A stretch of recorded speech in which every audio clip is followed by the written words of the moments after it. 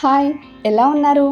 ఇంట్లోనే మనం పిల్లలకి ఎంతో ఇష్టమైన అండ్ హెల్తీ అయిన పాలకోవ రెసిపీని ఎలా ప్రిపేర్ చేయాలో ఈ వీడియోలో మీకు చూపిస్తానండి. నేను 1 లీటర్ పాలతో ఇప్పుడు పాలకోవ రెసిపీని ప్రిపేర్ చేస్తున్నాను. ఈ వీడియోలో మీరు కూడా ఇలాగే ఫాలో అవుతూ చేయండి, తప్పకుండా చాలా టేస్టీగా వస్తాయి. ఇప్పుడు పాలకోవ ప్రిపేర్ చేయడానికి ఒక దలసరపాటి గిన్నెను తీసుకోండి. నేనైతే ఇత్తడి గిన్నెను తీసుకున్నానండి. ఇత్తడి గిన్నెలో అయితే హీట్ బాగా సరిపోయి పాలకోవ బాగా వస్తుంది. ముందుగా కొద్దిగా వాటర్ వేడి చేసుకుని దాన్ని వంచేసుకోండి, ఎందుకంటే పాలు అడుగున మాడి పట్టకుండా ఉంటాయి. లీటరు చిక్కటి పాలను తీసుకోండి. నేను 1/2 లీటర్ పాలని యాడ్ చేశాను. 1/2 లీటర్ పాలు ఉంచేసాను. అవి ఎప్పుడు యాడ్ చేస్తానో ఎందుకో మీకు ఈ వీడియోలో చెప్తాను. ఈ 1/2 లీటర్ పాలు బాగా మరగనివ్వాలండి. అలా కలుపుతూ మరగనివ్వండి.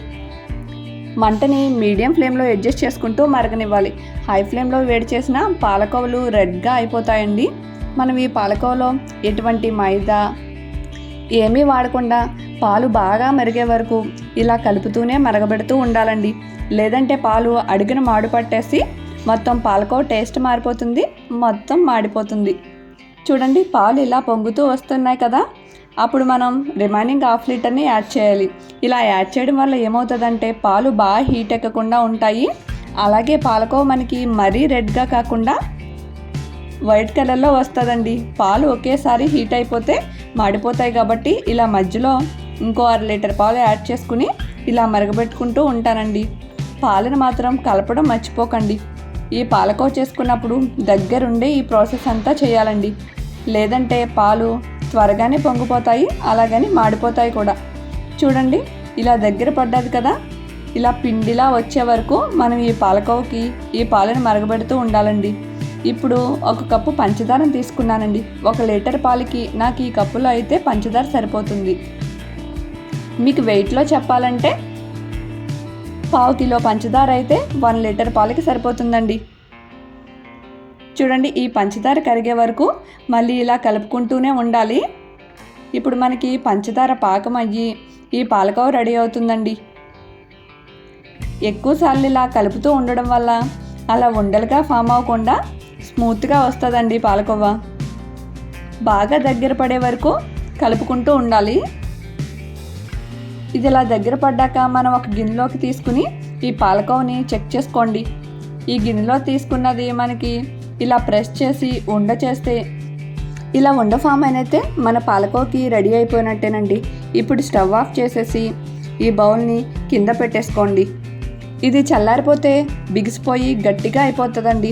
చల్లారకుండానే మనం ఇలా పప్పు గుత్తికి నూనె రాసుకుని బాగా ప్రెస్ చేయాలండి. అప్పుడే స్మూత్గా వస్తుంది. మిక్సీలో వేసారనుకోండి పాకం అయిపోతుంది. ఇలా ప్రెస్ చేస్తూ నలుపుతూ ఉండాలండి. ఇప్పుడు మనం పాలకోవలు బిళ్ళలు పెట్టుకునే ప్లేట్కి కొద్దిగా నెయ్యిని రాసుకోండి. ఇలా నెయ్యి రాసుకోవడం వల్ల పాలకోవ బిళ్ళలు ఆ ప్లేట్కి అంటుకోకుండా తీసుకున్నప్పుడు చాలా ఈజీగా స్మూత్గా వస్తాయండి. బాగా ఇలా క్రీమ్లా ప్రెస్ చేశాక మనకి ఏ సైజులో కావాలంటే ఆ సైజులో పాలకోవని ఇలా ఉండలుగా చేసుకుని ఆ ప్లేట్ మీద పెట్టుకుని ప్రెస్ చేసుకోండి. అప్పుడు మనకి చాలా పర్ఫెక్ట్గా వస్తాయండి. ఈ ప్రాసెస్ అంతా మనం గోరువెచ్చగా ఉన్నప్పుడే చేయాలి, లేదంటే పాలకోవ బిళ్ళలు గట్టిగా అయిపోతాయి.